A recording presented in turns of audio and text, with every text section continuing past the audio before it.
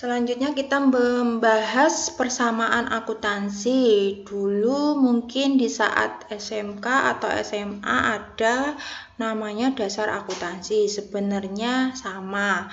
Cuma di waktu SMA mungkin atau SMK belajarnya mesti aktiva sama dengan kewajiban plus modal. Sebenarnya intinya sama, hanya karena ini standar PSAK-nya terbaru, maka namanya ada yang diganti.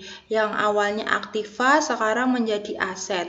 Yang dulu namanya kewajiban sekarang namanya liabilitas, yaitu utang, dan untuk modal sekarang berubah menjadi ekuitas.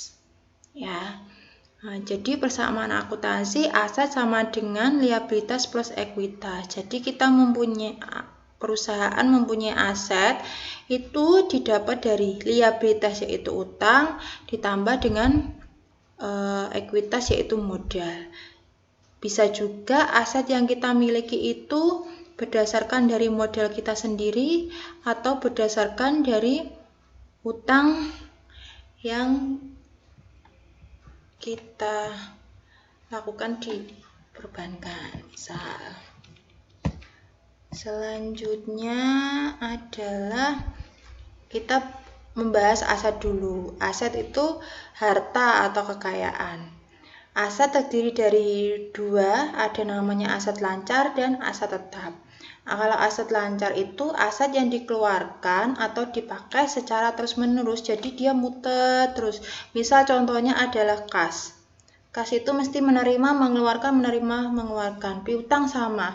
Kita piutang, habis itu kita membayar. Piutang adalah seperti kalau kita sebagai penjual, kita memberikan utangan kepada si pembeli, itu dikatakan namanya piutang. Aset lancar itu jangkanya pendek, misal adalah maksimal 1 tahun, makanya dia selalu muter. Yang termasuk aset lancar, kas, piutang, perlengkapan, sewa dibayar di muka. Selanjutnya adalah aset tetap. Aset tetap adalah aset yang dipakai atau dikeluarkan dengan jangka panjang lebih dari 1 tahun. Contohnya adalah mesin, kendaraan, peralatan, gedung, tanah. Kenapa dikatakan aset tetap? Adalah dia yang ada masa manfaatnya berkurang atau menyusut. Misal contohnya adalah mesin. Mesin itu bisa menyusut. Misal contohnya adalah mesin fotokopi. Fotokopi ditargetkan dia menyusut atau masa ausnya 3 tahun. Selama awal mesin itu baru, dia sehari bisa produksi 1000 lembar fotokopi. Ternyata baru 2 bulan hanya bisa sehari 800. Itu termasuk masa manfaatnya berkurang atau menyusut.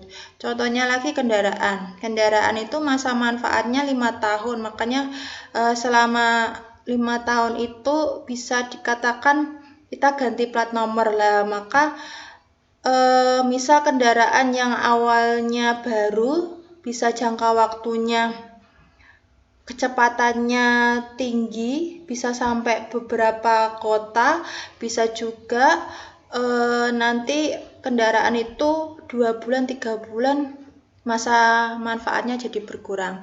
Berbeda contohnya dengan tanah. Kalau tanah itu bukan masa manfaatnya berkurang, tapi dia masa manfaatnya bertambah. Jadi tanah itu dikeluarkan atau dijual bila mana aset lancarnya sudah tidak punya. Aset tetap dari mesin, kendaraan, peralatan yang kita punya sudah tidak bisa atau sudah kita keluarkan atau sudah kita jual, maka aset yang terakhir yang masih tersisa adalah tanah. Makanya tanah itu misal kita sekarang belinya 30 juta, bisa aja tahun depan kita udah 150 juta. Maka tanah itu masa manfaatnya jadi bertambah. Dia jual belinya, kalau sudah aset yang lain sudah kita tidak punya, maka tanahlah yang terakhir yang kita jual.